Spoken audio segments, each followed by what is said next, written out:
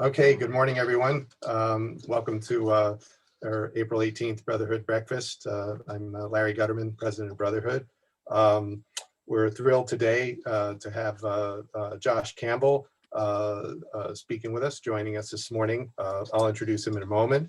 A few programming notes. Our next breakfast is May 2nd, when the Georgetown Law School Innocence Project, Martin Tankeleff and Mark Howard will discuss their latest project, film called Making an Exoneree, with several of their law students. Good. And then on June 6th, we've added an event to have the Museum of Jewish History of Paris give us a virtual tour. We're doing this in conjunction with the French Consulate of New York. Thanks to our member, Temple member, Michelle Perez, who put that, who helped introduce us and get it together. April 29th, right around the corner, we're co-hosting with the Social Justice Committee, a talk with Bob Costas about the 1968 Olympic Games.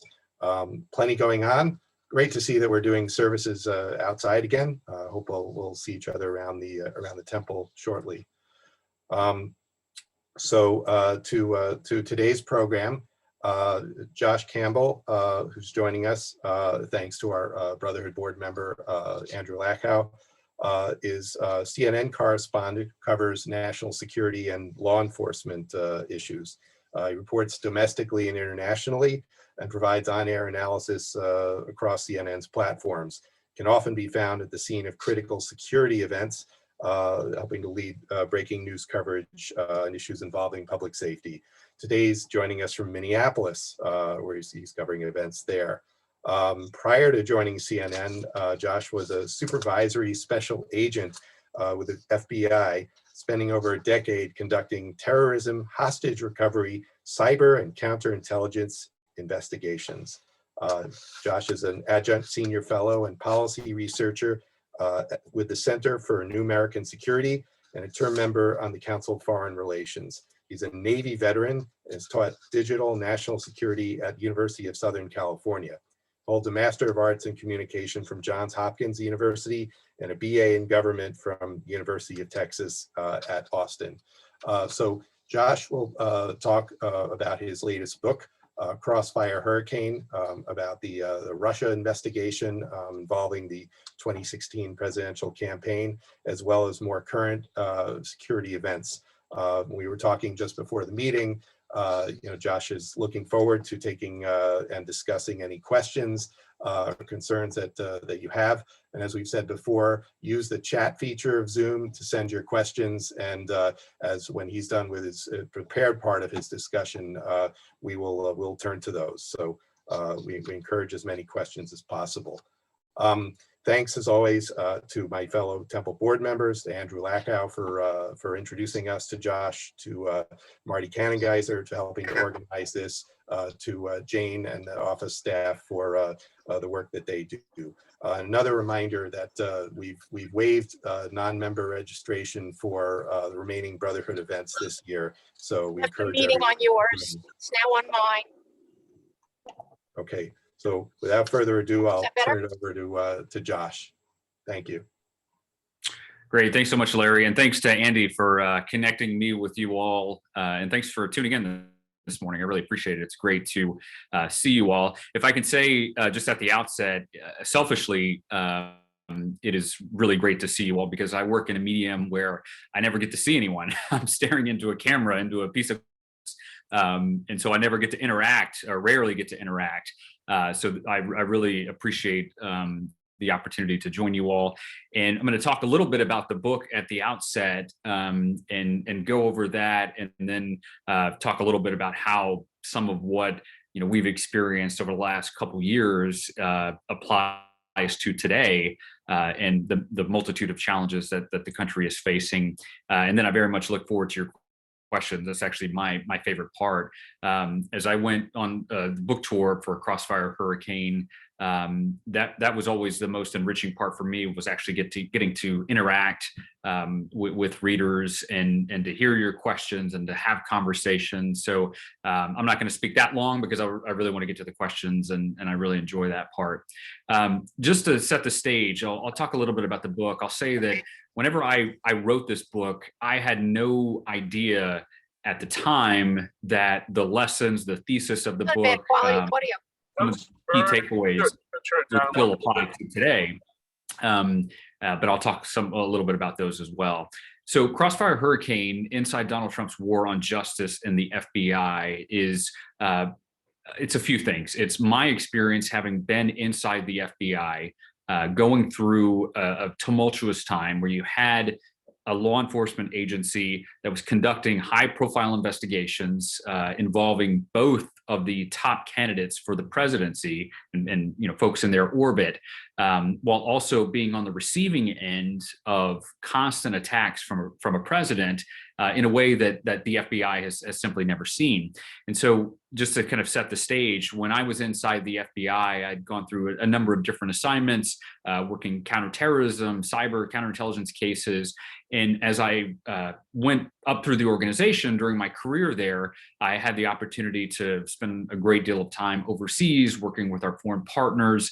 And it was that experience working overseas so much that really allowed someone like me to see what the brand of the FBI truly means and how it is important for the FBI to be seen as an institution that's trustworthy, that the general public and people around the world see the FBI as an organization that is honorable. And the reason for that is for a number of reasons. But first, the FBI, everything that this organization does is based on public trust. When an FBI agent knocks on someone's door during the course of an investigation. So me as an FBI agent previously, when I would conduct a case, I would knock on someone's door asking for help. Maybe they were a witness to something. Maybe they saw something. They knew some piece of information that would help my investigation. The willingness of that person on the other side of that door to assist me and the FBI was directly correlated with their view of the FBI. Is this an agency that is trustworthy? Is this an agency that is honorable? Or is this an agency full of deep state criminals, as has been alleged many times over the presidency of Donald Trump? And so it's not just the brand the FBI wants to feel like it's respected. There are real public safety consequences if the public actually starts to doubt the credibility of this institution. And so at the time when I was in the FBI, I had gone through different assignments as I promoted into leadership. One of my last assignments was actually having the honor to serve as a senior career agent in the office of the FBI director. I was a special assistant to former director James Comey. And what I experienced, and what so many of my colleagues experienced, was after the firing of James Comey, so many of us were looking around in the agency, pretty much shell-shocked about what had happened. The president had fired the FBI director because the FBI director would not drop an investigation into an associate of the president, Michael Flynn. And so it was obviously a tumultuous time for the agency. But one thing that was the topic of conversation was that no one was defending this agency. So Donald Trump had continually, blasted the FBI as a bunch of crooks, as the deep state. And my colleagues and I would look around and say, well, when is someone going to step up and say that this is nonsense? When is the current FBI director? When is the attorney general? Others in government when are they going to step up and say this needs to stop? And so I came to that realization at the time that somewhat ironically, that in order to defend this organization, I have to step outside of this organization, because as an FBI agent, you couldn't go to the cameras and hold a press conference and the like, as a career agent. And so that was my decision to, I understood that, look, no one is speaking, no one with any consequence or power is speaking about the truth of this organization, but also there are real consequences if this narrative takes hold that we are a bunch of criminals. And so I made that decision that, look, I'm going to step outside, and that was my road into journalism, to try to help the public understand what exactly this agency is, warts and all, because the FBI is not perfect. And so that led to this book. And what I try to do in Crossfire Hurricane, which was the code name for the FBI's Russia investigation into Trump world, is I try to take you inside the room so you know what it was like to be in this agency as you're dealing with not only these high profile cases, the Hillary Clinton email investigation, obviously the investigation into 4 associates of Donald Trump who had these questionable ties to the government of Russia, and then the aftermath of that up to the president firing the head of the FBI, and really bring you in the room and let you understand what it was like inside the agency to go through that. But then the aftermath, where you had Donald Trump, after the appointment of Robert Mueller, who I had also worked for previously when he was FBI director, to take you into the room and help you understand what it was like to be on the receiving end of these constant attacks. And what I talk about in the book is, the FBI obviously is not perfect. I go through through the history of the organization. There have been real abuses by the FBI and the intelligence community, the 60s, the 70s, previous to that. And then there were reforms that were put in place because of these real abuses.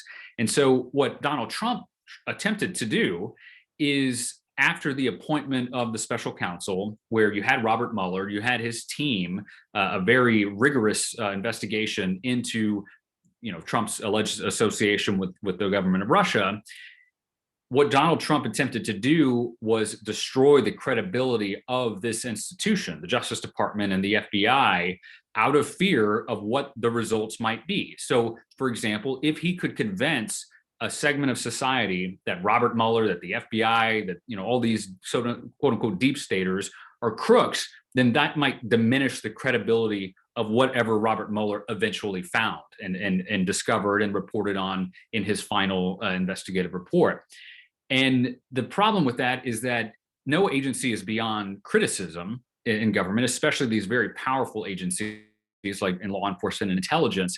And in politics, and those of you who maybe have worked in campaigns and around the electoral process, that is often fair game. That oftentimes for a candidate in public office, they benefit by trying to undermine the credibility of their opponent, to try to convince the public that, look, I'm the good person, this is the bad person, and that's politics. And at the end of the day, there are winners and losers, and rarely do people sit around wondering whatever happened to the loser. I mean, unless you were intimately part of that campaign. That's fair game in politics. That strategy that Donald Trump used, in politics, it was something that we often see. The problem is when you use those same tactics against a law enforcement agency, against a public safety entity, there are real consequences, as I just described. And so, as Trump tried to undermine the credibility of the FBI and the Justice Department by using these same tactics and techniques, calling them criminals, undermining them, the aftermath is that diminishment of public safety, as I just described, because now there is actually polling data to back this up, that a significant number of Trump supporters and Republicans question the credibility of the FBI. And what I do in the book is take you point by point through so many of the criticisms, and I lay out criticisms of my own, to James Comey, my former boss, who I respect, to certain decisions that were made with the Hillary Clinton case and the Russia investigation. But in the main, what I try to help you understand is the narrative that we've heard over and over throughout the Trump presidency, that this agency and its members are corrupt, is simply not the case. It's one of the most admirable institutions I've ever been a part of, and I really take you inside and help you understand what the men and women of the FBI are truly like. So that's the book. And again, obviously a controversial period. And it takes a book to have to walk through these. I mean, it's hard to do this in a TV segment to encapsulate everything that I talk about in the book. So I hope you enjoy it. I hope it's informative as you go through it. And then the last thing I'll say before we open up to questions is, as I mentioned before, I could not have imagined that what transpired over the last 4 years would still be applicable to so many of the challenges that we see today. But there's one key takeaway that I hope that you'll realize, and that is, throughout Donald Trump's presidency, and I say this as, I'm not a political person, as someone who's in journalism, it doesn't matter to me what party you're with, but I can look at certain actions and predict their potential negative consequences. And I think we saw that with that January 6th insurrection at the Capitol, where you had a president who continually said, I am the law and order president. I'm the president that respects law enforcement. Yet throughout his presidency, he worked to undermine law enforcement. These federal agents, career agents who were going about their day trying to do their job. You had people like Rudy Giuliani who were comparing career FBI agents to Nazis, calling these FBI agents who were out there doing this investigation, conducting lawful investigations, executing lawful search warrants against, for example, Michael Cohen, Trump's former lawyer and fixer. You had people like Giuliani saying that these are Nazi stormtroopers, making that comparison. And so you can't say that you are a law and order president or person and people in your orbit if you've spent your entire presidency trying to undermine law enforcement. And then that brings us obviously to the Capitol insurrection, where you have that same theme, the president that said, I'm the president of law and order, who was then inspiring his own supporters, to include Giuliani, on that day as well, to go and conduct what we saw in the aftermath. And so I mention that because although the presidency of Donald Trump is over, at least the first term, we don't know if he'll attempt to run again, the consequences to this threat to law and order continue even beyond him. And we saw that in the Capitol insurrection. We see it even to this day, where you have people who, subscribed as Trump supporters who have been engaged in violence. And I'll give you, one other example. I'm sitting here right now in Minneapolis, where obviously there's the trial of a former police officer here who's charged in the murder of George Floyd. I was here last year during the summer, where we saw riots and there were attacks on buildings. And there, people may not realize this now because there's just so much news. It's just this torrent of news that comes at us. But when I was here in Minneapolis last May, standing in front of a police station that was being burned, what people assumed was, okay, these are the far left, Antifa or whomever that are going after this, and there certainly was they were there, they're engaged in this. But as we learned later, during the course of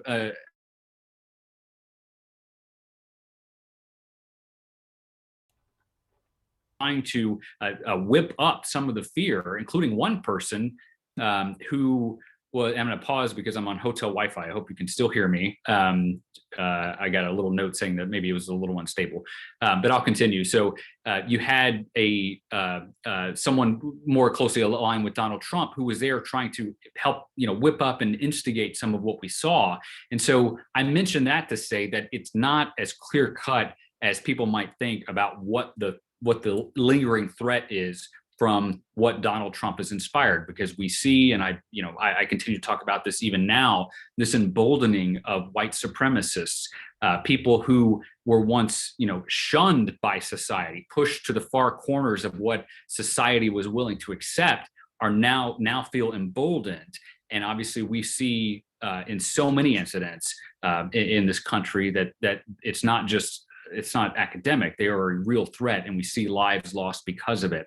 So that is the thesis of the book. That's what I've been focused on now, this issue that we have to take law and order seriously, that we have to be serious about speaking out against some of this violent ideology that continues to this day, and not be afraid to stand up in support of those law enforcement entities that are charged with trying to protect the nation. And that doesn't mean that it's full-throated support. Obviously, as a journalist, I write very critical stories of law enforcement sometimes, to include the FBI. But in the main, having to understand that these are good women and men who could be doing anything else. They could be making a ton of money, in the private sector, but they decide to go into public service and do that job for the sole mission of trying to protect the American public. And the more good people are willing to step up and defend these agencies and to call out some of these attacks, the greater public safety will be for all of us. And that's the thesis. With that, I would look forward to the questions. Larry, I'll leave it up to you how we're gonna, I don't know if you're gonna read them or people are just gonna ask, but I look forward to that part. So thanks for joining, and I look forward to the Q&A. Okay. All right. Thank you. Thank you, Josh. You only paused or hung for a moment on my screen. But anyway, I have a couple of questions here. I encourage people to send some more. So one question, start off. I grew up in 1950s in a very progressive household. The FBI was considered to be a terrorist organization, the McCarthy era. My mother has an FBI file which we were able to obtain from the Sunshine Act. How did the reforms of which you speak restore the FBI to an honorable status? What were some of those reforms? Great question. So I want to talk to you about something that I write about in the book, which is if you go back to the moment after Donald Trump was elected president. So this is now January of 2017, before he's inaugurated. I was actually with James Comey. I went to Trump Tower with him, and this was the first meeting between Donald Trump and Comey, and then some of the other intelligence officials. And so I talk about that experience and kind of the aftermath of that. But the focus of that meeting, if you all will recall from the news, is that not only did the intelligence community want the incoming president to know about what Russia had done during the 2016 election, they also wanted the incoming president, to know that there was this the so-called Steele dossier that was kind of percolating out there, about to be published in the press. This was the document that a former British spy had compiled, basically, that said that the Russians had a bunch of dirt on Donald Trump, including some very salacious things. And so Comey had the unenviable task of briefing Trump on that. And of course, everything went downhill from there. Trump thought that he was trying to be blackmailed, and all of this. And so I mentioned that to say, which, if you're wondering, what does that have anything to do with the question that was just asked? If you go back to whenever Richard Nixon was first elected president, blocks away from where we were there at Trump Tower, then FBI Director J. Edgar Hoover went to brief Richard Nixon, and he sat down with him in a hotel in New York City.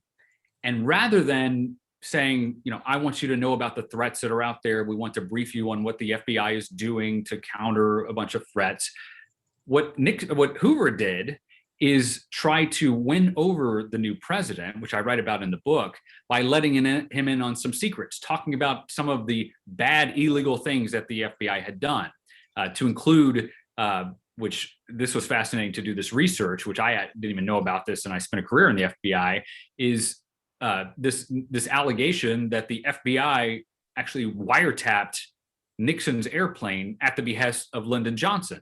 And so Nixon was letting him in on all of these secrets in order to try to win him over, because that was J. Edgar Hoover was trying to do that because that was his style, to try to, let me let you in on some secrets, because then I want you to support me down the road. And so I mentioned that to say that those are two different, obviously, styles of humanity, right? Someone who wants to brief a president because they want them to know what the FBI is doing to counter threats, and then an FBI director who wants to brief a president so that the president knows that, hey, there are all these tools that are potentially at your disposal should you decide to use them. And my point is that there was actual abuse and corruption inside the FBI at the time. And of course, in the aftermath of the Church Committee, where not only the FBI but CIA and other intelligence agencies were accused of actually violating civil liberties, of wiretapping Americans, of opening files, of the amount of wiretapping that was done, the invasion of privacy on the signature of the FBI director at the time is simply stunning. And it's important to note that, because after the 1970s, when this all came to light, there was real reform. You had the Congress setting up these, and this gets to your question, the intelligence oversight committees, which didn't exist before, where Congress said, no, we are no longer going to take the president's word, the executive branch's word about what these agencies are doing, but we are going to assert our own oversight over them. And so now, to this day, whenever the intelligence community prepares to engage in any type of significant covert action or other intelligence gathering activity, they will actually brief these committees, and they have to keep them fully informed about what they're doing, which in and of itself is an incredible reform. Because before, someone like Nixon or presidents prior could basically do whatever they want, and then the Congress wouldn't even know about it. So that was significant. There was also a reform that came about in the aftermath, which was really tested by Donald Trump. And that is the Congress decided that, look, J. Edgar Hoover has been on the job for almost 50 years, which is a little long for anyone, right, who is in this big position of power. They didn't want that to occur again. So they passed a law dictating that the FBI director would be subjected to a 10-year term. And the reason why they picked 10 years is because they wanted to remove the FBI out of politics. So any FBI director appointed by one president, because presidents only get to serve a maximum of 8 years, would then naturally move over into the presidency of his successors, or his or her successors. And so that was one of the reforms. That, look, we're not going to let anyone sit in this position, this very powerful position, for 50 years and amass all of this power and do, God knows who knows what. So they passed that law to ensure that the FBI director wouldn't serve longer than 10 years, which of course, the president can still fire and hire, whomever he wants, or at least fire them, people in government. But what we found out with James Comey, and I write at length about the firing. I was there with him on that day in Los Angeles when he received the news that he was fired, is that was the first testing of so many of these norms that we've seen up until the point an FBI director would only be fired for cause. For example, the only FBI director who was fired before Comey was William Sessions, who President Clinton fired because there was this allegation of corruption and basically fraud of using resources for the Justice Department for personal gain. And so, but up to that point, there had to be a reason. And so what we found with James Comey is that even though the FBI director gets a 10-year term, a president can still, if the president has corrupt intent, and in this case wanted to fire Comey because Comey wouldn't let the Russia investigation go away, then that was the result where he actually did that. And so there's actually talk right now about, well, do we try to either legislate or we, the Congress, the country, in order to ensure that an FBI director can only be fired for cause. So that's a whole debate that's going on. But to your point, I can totally understand why people in the 50s and the 60s and even before then would wonder, why is this agency different today than it was then? And I would submit to you that it was not only because of those reforms, but just finally, I know, having gone through the FBI, one thing that they teach you at the FBI Academy is that you conduct every one of your investigations as though tomorrow it could end up on the front page of the Washington Post. And they say that, and because that's the idea that, look, you have to ensure that what you do is done correctly, within policy, certainly within law, but also that you're doing investigations that are a good use of the taxpayers' dollars. So for all of those reasons, it is built in and kind of baked into the mind and ethos of an FBI agent now, an analyst, that you have to ensure that your work can pass the scrutiny of someone looking over your shoulder, whether that's Congress, whether that's the press.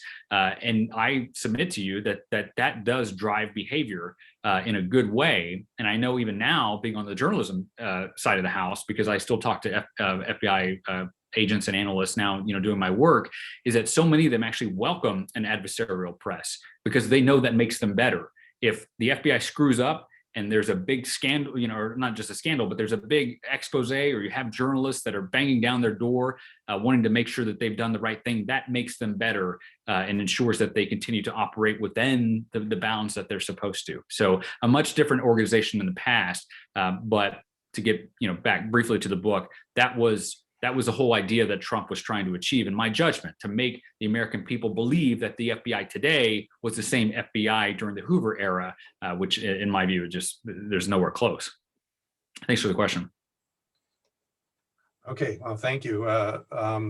So the next question, investigation by John Durham is still ongoing. Do you expect it will result in new revelations that will further damage the image of the FBI? It certainly could. I mean, this is an investigation that for many of us has gone on for a long time. I mean, that's an opinion, a long time. But the thing is, I've talked to people that have been interviewed by him, and that may be within the span or scope of this investigation, and no one seems to be particularly worried that that they're going to go to jail, or that there's going to be any type of a criminal prosecution, against them. And so, to answer the question, I don't really know what it will reveal. Now, it is worth pointing out, and I do so in the book, that again, there were real abuses during the Russia investigation. We know that one FBI lawyer is being prosecuted or was prosecuted for, I wouldn't say even allegedly now, for changing an email document as it related to the FBI's surveillance over one of the Trump associates. And so that is real abuse that was found. And so the FBI can't say that it's pure, that they did every single thing right. But my point, and what so many, even people who are skeptical of the FBI, in journalism covering it, know that it's one thing to say, well, a mid-level lawyer, cut corners. That's a whole other, entirely different thing to say the entire leadership of the FBI was out to bring down Donald Trump. But Trump has tried to blur all the lines, together. So we're still obviously waiting to see what that investigation will mean, or what comes of it. I think one thing that we have seen with President Biden is that he is basically returning to that pre-Trump norm of distancing the White House from the Justice Department. We know that Trump was not only close with Bill Barr, obviously, but was constantly calling for the prosecution of his political enemies, where we see Biden back up and obviously go back to the way things were before. And that is, okay, the DOJ can do its work. The White House is not going to interfere. And it's been interesting to see that Durham has been allowed to continue his investigation without the Biden people, getting in the middle of that. So we'll have to wait and see what they come up with. It is just curious to me that it's gone on so long. So we'll see. We'll see what he comes up with. Okay. So the next one's a fairly pointed question. Would you say that Donald Trump is a Russian agent? It's a good question, and I've gotten that one before. And my response to that is, and I think we can all, I think this will make sense regardless of what your political view may be, whether you're on the right or on the left, Republican, Democrat. What I try to do is look at Donald Trump's actions. And to answer the question pointedly at the outset, I don't know specifically or explicitly whether he's a Russian asset, but I do know there's something wrong going on there.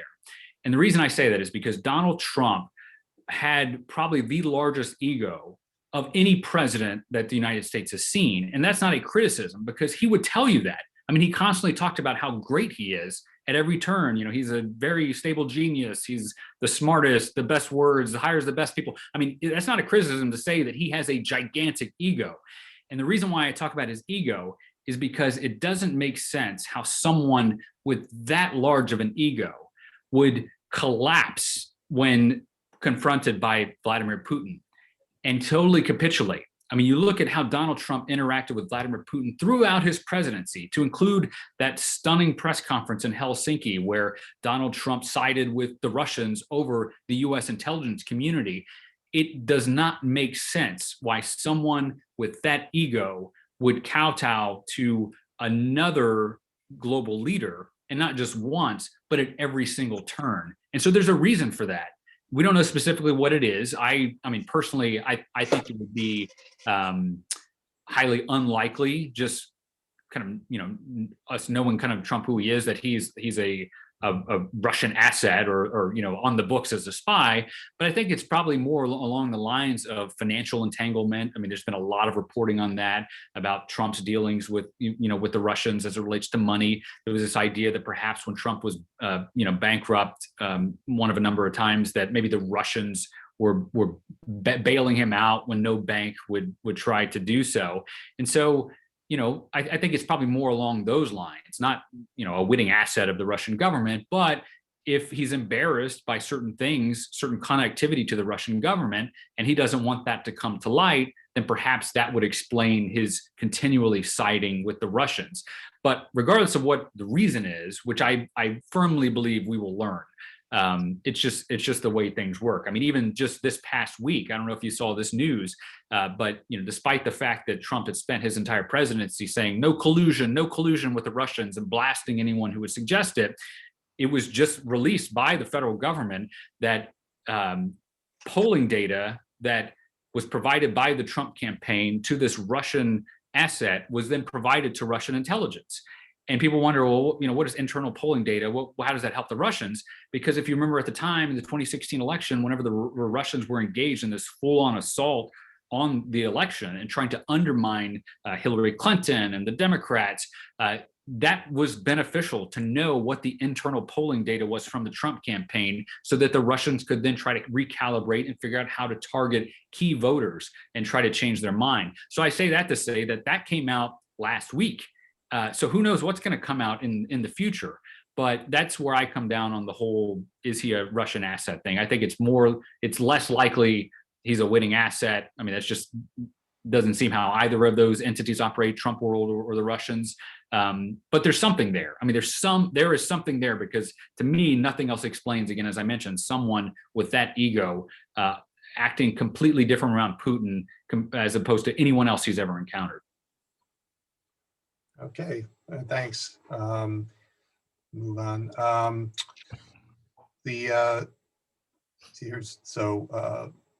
Again, about the back to the campaign. Did Comey violate FBI policy by saying there would be no charges against Hillary, but she had been extremely careless 11 days before election, disclosing there were new emails that had been discovered which could be relevant?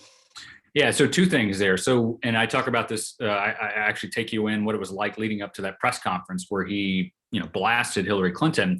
But two things there that we're talking about. So we're talking about the July press conference where Comey goes to the microphone, announces that the FBI will not be recommending charges against Hillary Clinton, but then, completely blasted her.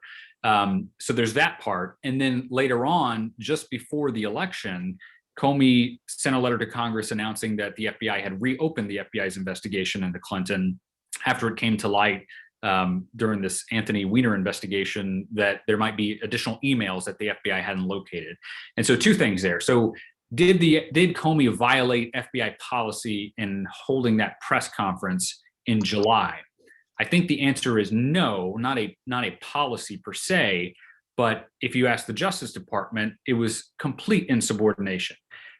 Because what typically happens is obviously the FBI director reports to the Attorney General. And so the Attorney General would want to know what was going on in the course of an FBI investigation. But what Comey decided was, I'm going to step outside the Justice Department and announce this on my own. And the reason, as he said, that he did that is because prior to that announcement, if you'll recall, then Attorney General Loretta Lynch was in Arizona and on the tarmac of the airport, met privately with Bill Clinton. And even after that, both Clinton and Lynch said that they didn't discuss the investigation. There was nothing untoward. But as Comey has described, Lynch still refused to recuse herself from that investigation. And so what Comey worried was, look, if I announce that the FBI is not going to charge Hillary, or not going to recommend charging Hillary Clinton, there might be a segment of society that says, well, the FBI, you're in the tank for Hillary because, the AG was meeting with the Clintons and all of this. So that was Comey's thinking, that I'm going to step outside and make this announcement on my own. And people can, agree or disagree whether or not that was insubordination. The second part is trickier, and this is one of the ways in which I criticize Comey in the book, is the language that was used to describe Hillary Clinton's behavior, where he said, she was sloppy and, went through basically all the things, basically saying, and it's interesting, I talked to one of the Hillary Clinton's campaign people, interviewed him for the book, and he said that, basically what Comey did was say, she's a terrible person, but we're not going to charge her, which is usually not what the FBI does. If you're going to charge someone, you work with prosecutors to charge them. If you close the case, you don't come out and say, here's all these terrible things this person did, but by the way, we're not going to do it. So fair criticism there for how that went down.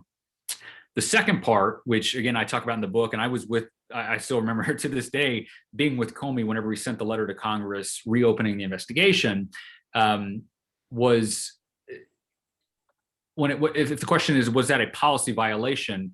It is very close to a policy violation, if not a policy violation, because the Department of Justice has had this norm that you don't take investigative steps on any case in the run-up to an election. And that's been FBI policy for years and years, or DOJ policy for years and years, because neither entity, Justice or the FBI, wants to be seen as potentially meddling with the result of an investigation. So, for example, as a hypothetical, if the FBI knew that a particular member of Congress was taking bribes in September, October before an election, the FBI, because of this policy, almost certainly wouldn't go, knock down doors to execute search warrants, or, certainly go arrest people, because of that policy, that even though it might be lawful and allowed, there's still this bright line that you don't want to be seen as interfering with the election. And so that was the criticism that Comey received here was, it's not a policy per se on the books, it's this norm, the way the entity has operated for years and years. And so that was the main criticism for him there. If you're going to announce that this investigation is reopened just days before an election, that is a clear violation of this norm. But what Comey decided, and you can agree with him or disagree with him, there are certainly different views on this. What he decided is that if we reopen this investigation without telling Congress or telling the public, and it turns out later on after the election that there's some criminal, piece of criminal information that the FBI found against Hillary Clinton, we are going to be seen as hiding that from the public. And so what he said is that he was faced with a terrible option and a really terrible option, and he chose the terrible option. That is, obviously acknowledging to Congress that the investigation had been reopened. And that's something that he will, I think, and I've told him this before, that's going to be the first line of your obituary, is you potentially threw a presidential election by your actions. And, what he has said is that, look, I know, but, put yourself in my shoes faced with these terrible decisions. But obviously good people can continue to disagree about those actions, and people still disagree, obviously. Oh, yeah, very, very interesting. All right, let's see here. We learned from Comey's book that though the FBI is apolitical, the makeup of the agency reflects the right and left leanings of the nation. How is the reaction inside the FBI with all the bashing from Trump?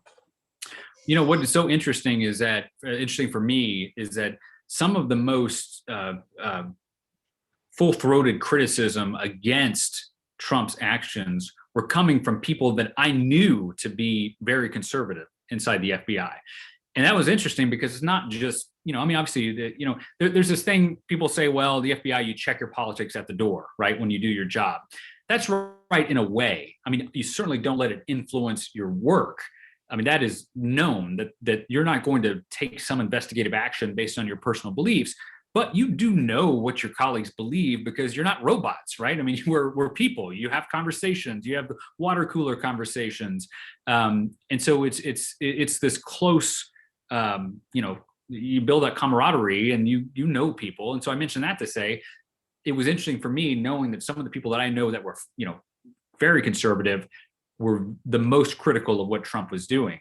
And that was telling because it made me realize that it's not a left-right thing. It's not a political thing. It's not just Democrats conveniently saying, Trump's being mean to us, but even people who might subscribe to his political beliefs, his ideology, and maybe even voted for him, saying this is nonsense and this has to stop.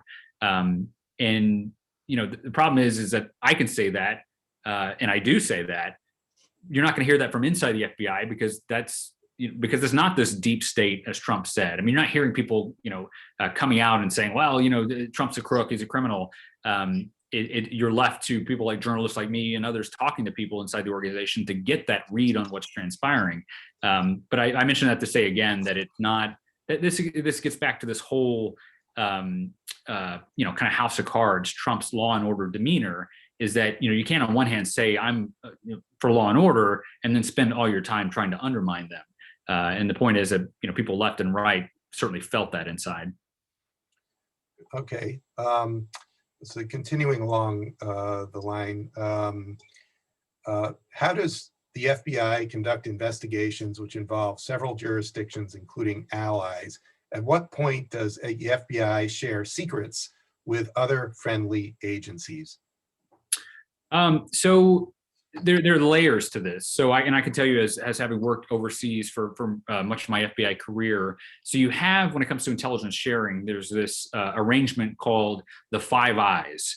And these are 5 nations that are very close allies that share information on a regular basis. And it's the United States, Canada, Great Britain, Australia, and New Zealand, the so-called Five Eyes. And there's a specific classification marking for intelligence inside the FBI and other entities. You will mark something releasable to the Five Eyes. And it's just basically opening the aperture. And when you're conducting a case, it's actually the norm now that you try to share as much as you can with those entities, with your Five Eye partners. Now, of course, that goes beyond that too, where there are different intelligence sharing arrangements between different countries as well.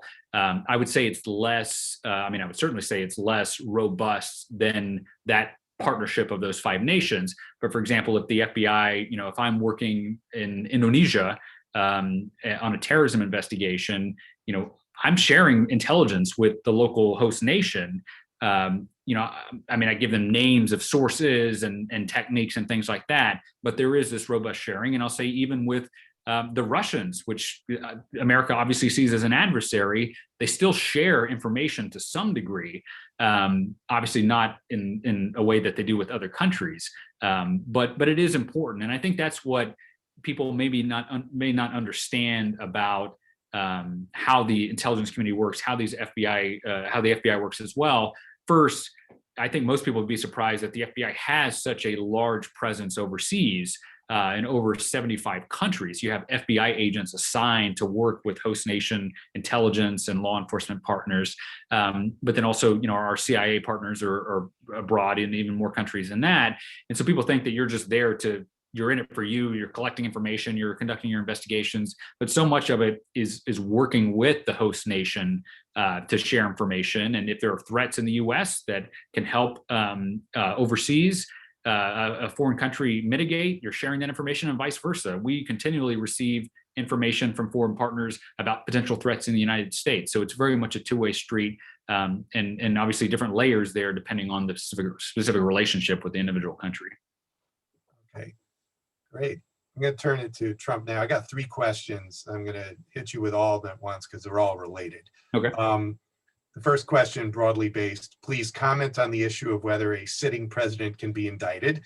The question right below that someone else asked, unknowing of the other. After multiple abuses, why hasn't Trump been prosecuted? And then lastly, how confident are you that the investigation by Cyrus Vance will result in criminal prosecution of Trump? So first question, can a sitting president be indicted? This is not punting, but it really doesn't matter what I think, because the way it works is that there's a office. We lost you. The policy and what the OLC has decided, this has been a long held opinion, that a sitting president, and I'm losing internet in and out. Let me know if you can still hear me. Thumbs up, good. Okay, good. They've decided that a sitting president can't be indicted. Which was obviously the big point of concern during the Mueller investigation, and as part of our reporting and all the work that we've done. That was the decision that the Mueller people were trying to make. Even if we find criminality, what can we do with it? As it relates to a sitting president. And Mueller got great criticism, for example, for not pressing to subpoena Trump to testify. We know the way it resulted was, them, the Mueller team sending over some questions and Trump's lawyers basically sending back the answers rather than commanding an interview with the president. And Mueller got great criticism for that. But in talking with people inside, the legal worlds, what I've learned, or what me and my colleagues have learned, is that Mueller basically realized that, look, even if I do this, they're going to litigate this. This is going to take years and years to figure out if we can interview Trump. But also, even if we do find out that he's committed a crime, can we do anything with that? And that's why so many people believe that the Mueller report, the audience was Congress to take up impeachment or to take, to go that route rather than the justice system. And so that is still the policy of the Justice Department, that a sitting president can be indicted. Obviously, that's open to interpretation. But I'll say one thing: what Mueller did, and this was somewhat glossed over in his report, I think, is that he preserved all of this information, all of the witness interviews, all of the evidence, all of the grand jury testimony and the things that went before the grand jury were what they call preserved. So that could be used down the road. So even if Mueller thought, well, I can't do anything with this as it relates to Trump, down the road, could we possibly do something?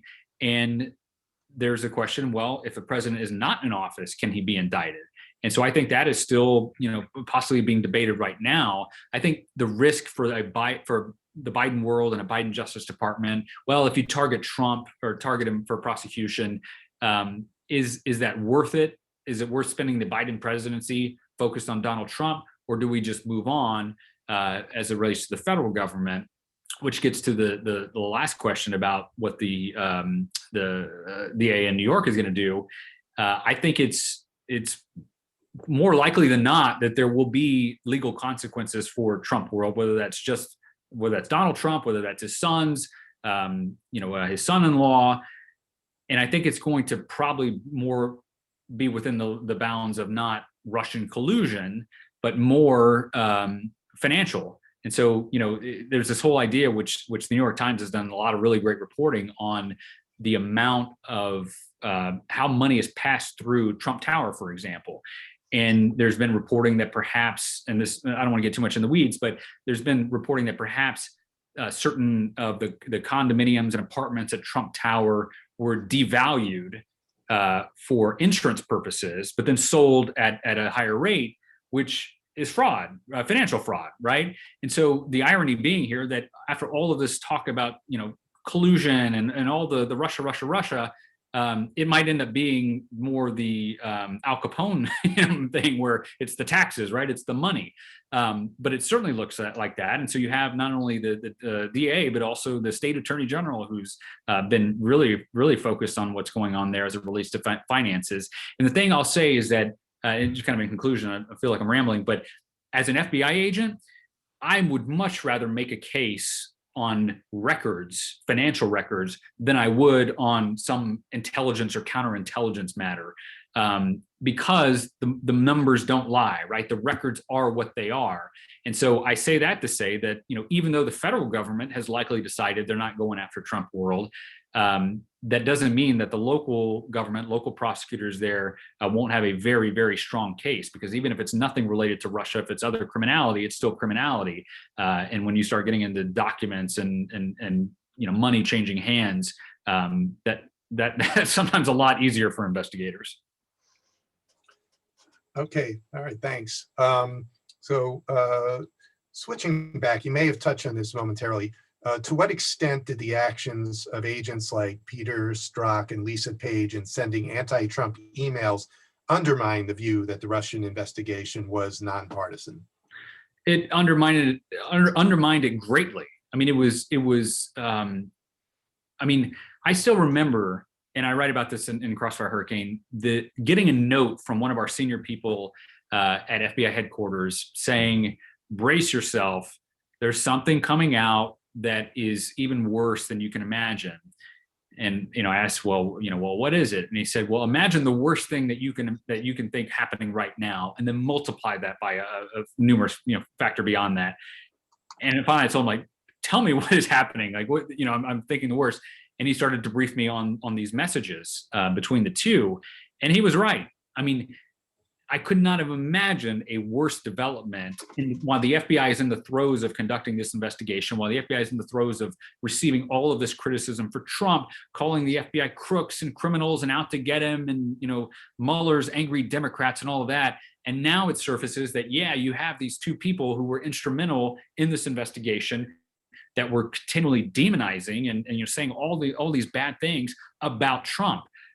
So it was incredibly damaging, incredibly damning to this day. If you look, I watch Fox News sometimes and conservative media, and you continue to hear Strzok, Peter Strzok. It's like the gift that keeps on giving for them. And so I think it was and not just my view. I mean, that of my colleagues as well, that they let that organization down in a big way. So there's that. But then I have to note the second thing, and that is still, even though they may not like Donald Trump, this notion that these two individuals could have targeted Trump for prosecution because they disliked him is a house of cards. And I'll say that for two reasons. First, those who know the FBI know that no one does anything alone. Everyone, it's a team effort. So even if Peter Strzok or Lisa Page thought, you know what, we really hate Trump, we're going to take him down, they would have to convince the analysts, the FBI agents, the prosecutors, all of the people that actually do these investigations to go along with this, which is not going to happen because you're not going to get, that even if you have a handful of corrupt people, you're not going to get as many people as it takes to actually do that. The second thing is that the FBI has to show its work. So even if Strzok and Page thought, we're going to take down Donald Trump, we're going to manufacture evidence against him, you're going to have to show that in a court of law someday.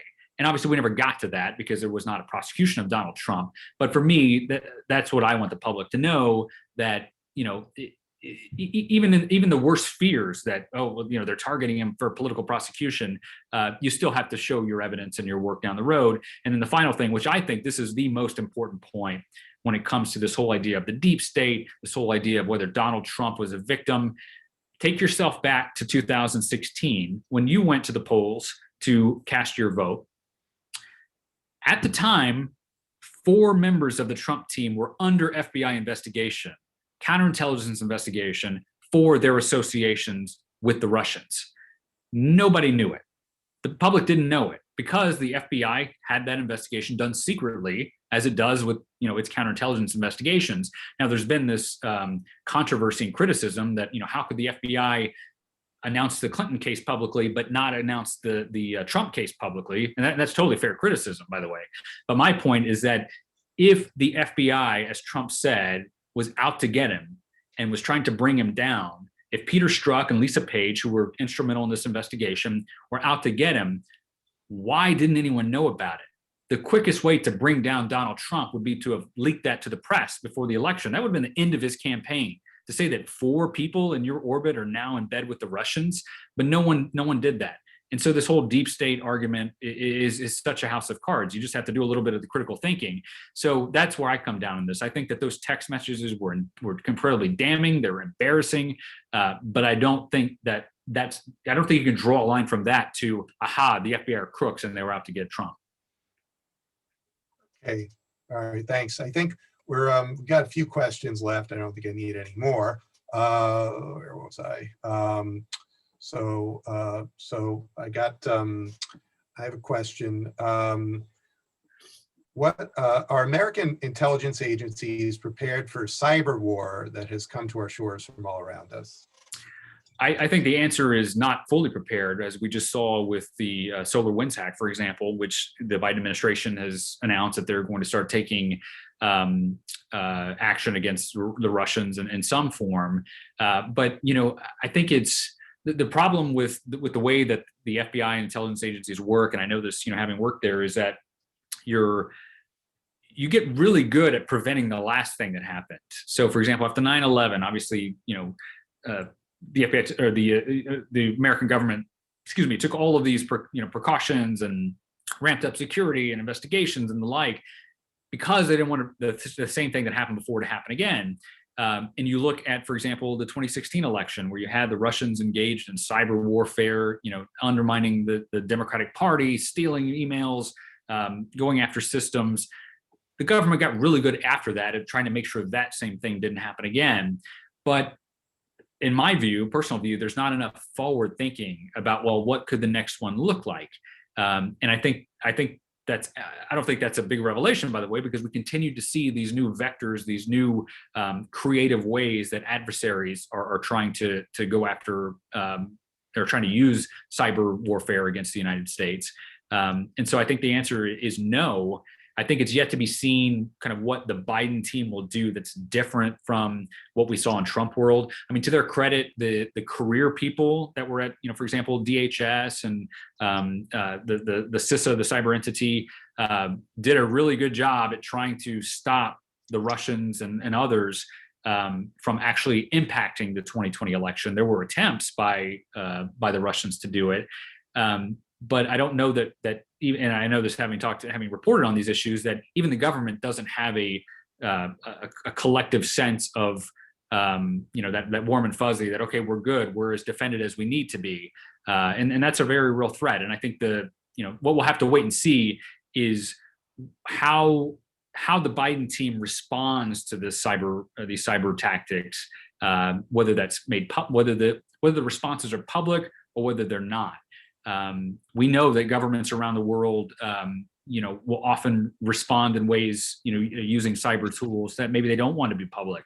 And so we'll have to wait and see whether or not that's something that the Biden team does, and whether they see that as a natural deterrent. But the cyber angle is something that I worry about every single day, as a citizen and as a journalist, because we continue to see the threat out there, and we continue to see the results of that threat. Okay, thanks. Go back to questions asked earlier, overlooked. McCabe's firing by Trump weeks before his pension was terrible. Can Biden reinstate McCabe long enough to get it? Yes, he could. The president could hire whomever he wants. I don't see that happening. I think from the Biden team's perspective, they just want to move on. And there was this issue with McCabe, right, about, well, did he lie to the inspector general whenever they were conducting an investigation? The IG, the inspector general, said that he did lie. And then, what seems so abusive in that situation is that just hours before he was able to retire, and get his FBI pension, the attorney general fires him. When they had all this time to do it in advance, or they could have done it afterwards after their own thorough investigation. So I think there's too much of a political angle there for the Biden team to even take this up. But to answer the question, yes, they could hire him back. Okay, so I have two questions. I'm going to group them together. They're really about you. How and why did you join the FBI? Do you miss the work? And would you recommend it as a career? And would you ever go back to the FBI or another government position? And how does your FBI experience, security expertise, and education enhance your role as correspondent for CNN? Wow, great questions. Thank you. So the beginning, how and why into the FBI, and I'll give you kind of the condensed version, because I write about this at length in the book, and that's not just so I hope you go buy the book, but I think I treat it longer and more detailed now, or in the book. But in summary, when I went into college, I thought I was going to be a diplomat. I wanted to go into the Foreign Service. And I was actually in college my freshman year for a full week whenever the attacks of 9/11 happened. And I remember watching that, as we all did. And that really changed the trajectory of what I wanted to do with my career, because I remember seeing how the FBI responded, and these, the law enforcement officers. And whereas I thought I wanted a career in diplomacy, I didn't feel very diplomatic after that, and not many of us did. And so what I thought, well, okay, how do I use my skills, my time, my effort into helping people? And I wanted to be like those law enforcement officers I saw on TV that were trying to investigate what happened while also trying to stop other threats and bring justice to the 3,000 victims. And so that was my trajectory into the FBI. I got an internship at the FBI and then was hired full-time afterwards. And so that was kind of my inroad. Would I recommend it? Absolutely. I still recommend. I still talk to people regularly, people who want to join the FBI of different ages, in different roles. They ask, well, what is it like? I still tell them that it is among the most honorable group of people that I've ever met. And it's one thing for me to say that. I describe in the book kind of how people, how they are in kind of a more thorough way. But it really is a special place. They're human, so they make mistakes, they screw up. And as a journalist, I cover their screw ups. But in the main, it is a truly honorable place. And so I certainly recommend it. As it relates to, do I miss it? Absolutely. I miss the work. One thing that's interesting, though, is that I think what I'm doing now is also a public service. And that is, helping the public understand fact from fiction, what's going on in the world, what are the threats that are out there. and I think that's important because obviously, there are threats that, I mean, I've lost count of the number of mass shootings that I've covered, but yet we still continue to try to dig into them and explain to people what's happening because it's important, and public safety is important. And so I continue in that vein. I'm still in the government technically. I'm still a reservist in the Navy. So I still have that sense of public service that continues as well. But as it relates to going back full time in some government role, I don't know is the answer. I mean, there's nothing like public service, in that regard. So I don't know. We'll have to wait and see. I think right now this is. I feel like I'm doing a service in what we're doing now. And again, that's just helping keep the public informed, and especially in an era where there's so much misinformation and so much disinformation, to try to get up every single day and try to be part of, helping people understand not right from wrong, but fact from fiction, is something that I derive great joy from. So thanks for the question. Sure. Okay. All right. I think we're at the conclusion. I want to remind the group that Josh's book, Crossfire Hurricane, is available. I believe we've arranged it through Anderson's Books. You can see information on the Temple website. You can contact Marty Cannon-Geyser directly if you have any questions. Certainly looks like a good read, and insight. So I want to thank you again, Josh, for joining us and sharing with us your experience and your insights. It was certainly very interesting. I think that's it, unless you have any last words. No, I just want to say thank you. Thanks for spending the morning with me. This has been really great, and I hope to come back at some point as well. And there are obviously so many issues of consequence, that are happening that we see in the news on a daily basis. So if there's ever any topics, anything of interest to you, hit me up. I'd love to join you again. Okay. All right. Thank you, everyone. Thanks. Okay. Thanks, John. Thanks. Thank you. Excellent. Thank you.